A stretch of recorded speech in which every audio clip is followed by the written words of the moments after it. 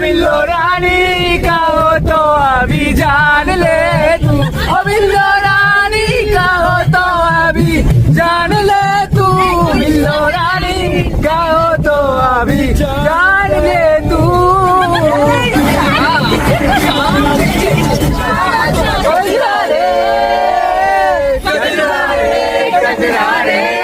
काले काले नैना गजरा रे तेरे काले काले नैना, ओ मेरी नैना तेरे काले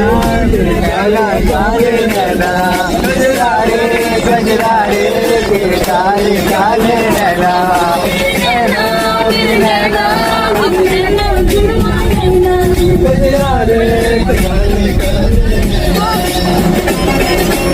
দেখুন, প্রথমত আমি একটা কথা বলে রাখতে চাই, আমার সেই রকম সেই অর্থে এইরকম হোটেল বা রিসর্টে খুব একটা বেশি যাতায়াত নেই। তো সেক্ষেত্রে আমি আমার কোনো রেটিংই আমি দিতে পারবো না। মানে আমার কাছে সেই কথা আছে না, যা দেখি নতুন লাগে, একটা গান আছে, পৃথিবী বদলে গেছে যা দেখি নতুন লাগে, ঠিক সেরকমই মানে যাই দেখছি তাই ভালো লাগছে আর কি। তো যাই হোক, এইটা এদিকে একটা বারান্দা আছে, আই থিঙ্ক একটা টিভি, এটা বাইরের ভিউটা।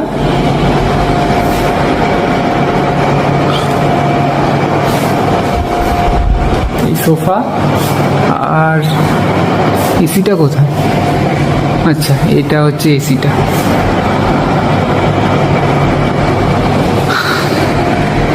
আর এইখানে হচ্ছে ওয়াশরুমটা তো দেখানো জিনিস নয়, তবুও ওয়াশরুমটা আমার বেশ ভালোই লেগেছে।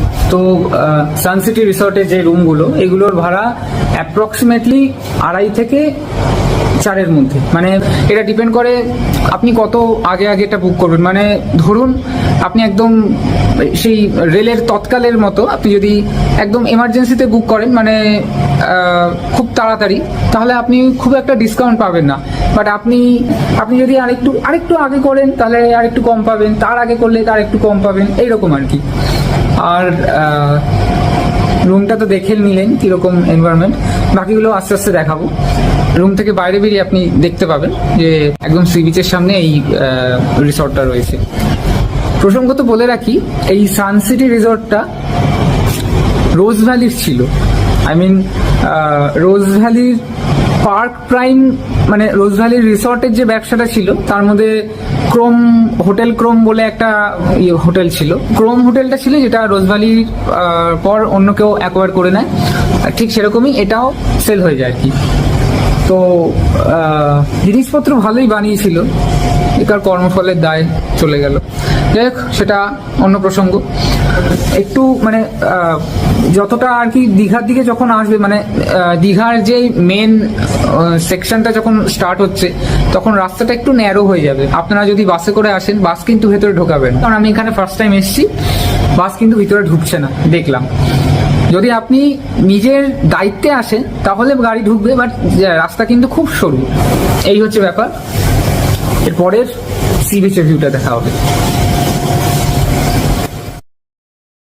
সকাল সকাল উঠে বললাম, আর কালকের ব্লগটা বিকেলেও আর কি একটা পার্ট করার কথা ছিল, করার আমার ইচ্ছা ছিল, কিন্তু এতটা ক্লান্ত ছিলাম যে ঘুমিয়ে পড়েছি। এনিওয়েজ, কালকে তো বিচে যাওয়া হয়নি, আজকে যাব।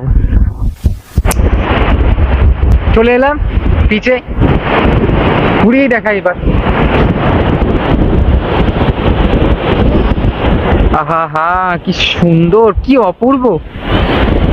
দেখুন, আমি সমুদ্রে খুব একটা আসিনি, হ্যাঁ, জীবনে 3বার এলাম এই নিয়ে।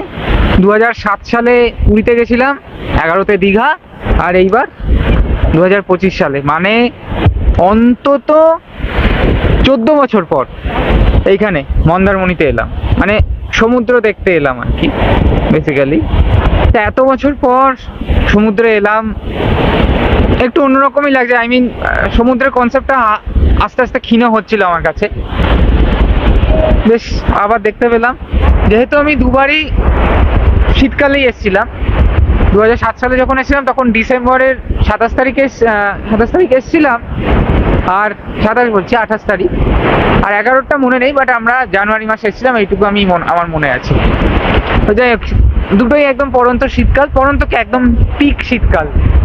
বাট এই টাইমে আমি যেহেতু গরমকালে এসেছি, আর সমুদ্রের সানরাইজটা আমার ঠিক ক্লিয়ার আমি বললাম, তো সেই কারণে একটুখানি অচেনাই লাগছে। কারণ এর আগেও এই টাইমে আমি সমুদ্র দেখেছি, বাট সেই টাইমে না এই সূর্যটা এইরকম পজিশনে থাকতো না, জাস্ট সেই লাল একটা থালার মতো, যেরকম আপনারা দেখতে পান আর কি সানসেটের টাইমে। এইটা হচ্ছে আমাদের সানসিটি যে রিসর্টটা, সেটার হচ্ছে সমুদ্রের দিকের মুখটা সানসিটি রিসর্টের, যেটা একসময় রোজ ভ্যালি ছিল। তারপরে রোজ ভ্যালি সে কাণ্ড হওয়ার পরে অস্থায়ী বেনামি কোম্পানি তারা এটাকে অ্যাকোয়ার করে নেয়। Anyways yo man good morning, like share follow. क्या नाम है भाई आपके चैनल का? এবং রাজর্ষি, हाँ, और किंग फॉर एवर भी। हाँ इसका চ্যানেল भी।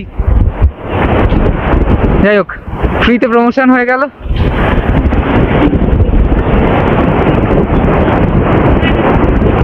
এই একটা নৌকো যেটা বাঁধা আছে, अच्छा আই থিঙ্ক কোনো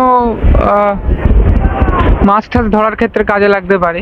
কারণ আপনারা জানেনই যে দীঘায় শঙ্করপুর যেটা, সেটা মাছেরই একটা, আই থিঙ্ক আমি এরকমই পড়েছি, মাছের প্রকল্প। এই তবে আমি আশ্চর্য হচ্ছি যে এই বালির মতো নরম জায়গায় এটাকে গাঁথলো কি করে। বেশ ইন্টারেস্টিং কিন্তু, না? দেখুন, আমি নেগেটিভ কিছু বলছি না, বাট লোক যে খুব আহামরি হয় সেরকম কিছু নয়। একটা মিনিমাল লোক থাকে, সবার এখানে আসে না, মানে এখন তো গরমকাল, তো এখন লোক না হওয়াটাই স্বাভাবিক। বাট আই থিঙ্ক লোক হয়, কি বলবো, রিসর্টগুলোর ঘরগুলো যেভাবে একদম হাই কোয়ালিটি ফ্যাসিলিটি রয়েছে, লোক হওয়া উচিত। এখন গরমকালে লোক টোক কম হচ্ছে। তাহলে এবার সমুদ্রে নামা যাক। আমি অলরেডি জুতো ফুতো খুলে নিয়েছি, ব্যাস চলো।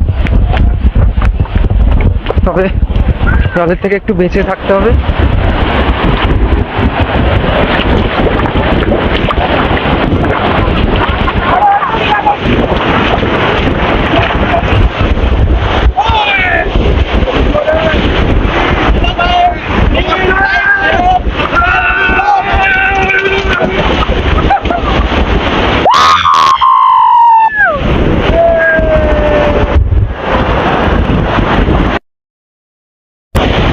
ভাই, নিজে স্নান করি না, বাট এদের মজা দেখলে আমার দারুণ লাগে।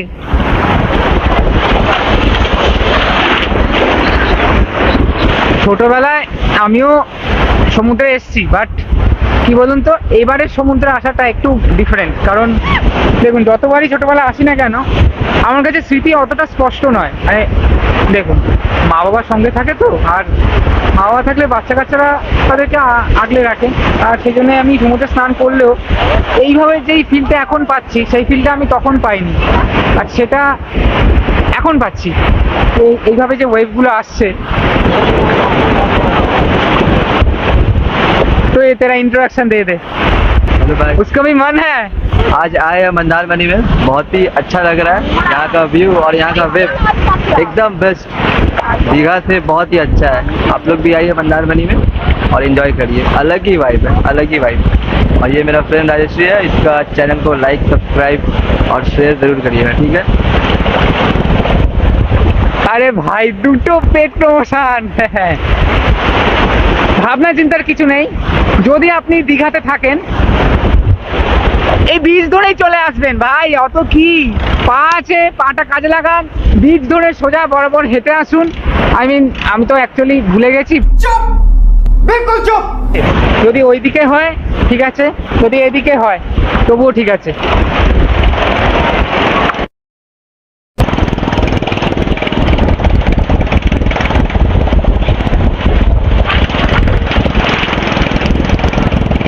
আওয়াজ হচ্ছে ভাই?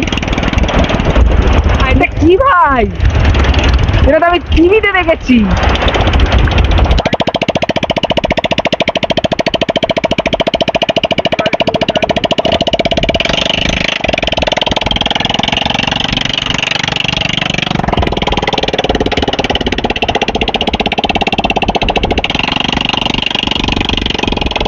আমার কাছে যদি একটু বেশি টাকা থাকতো আমিও চড়তে পারতাম।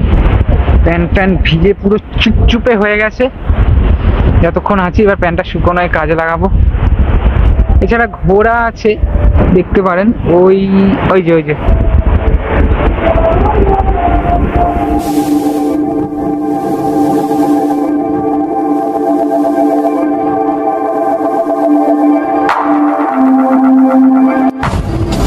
এইটা একটা গেট আছে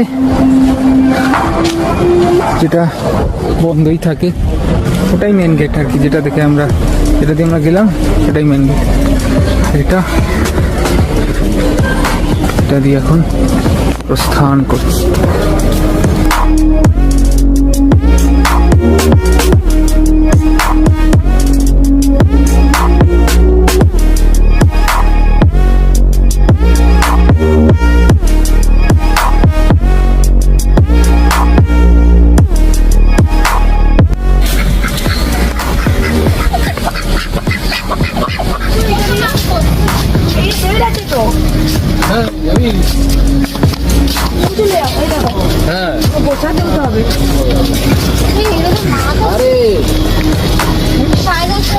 কোন চ্যানেল থেকে দাদা?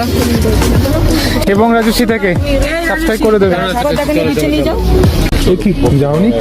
আরে পড়ে যাবো।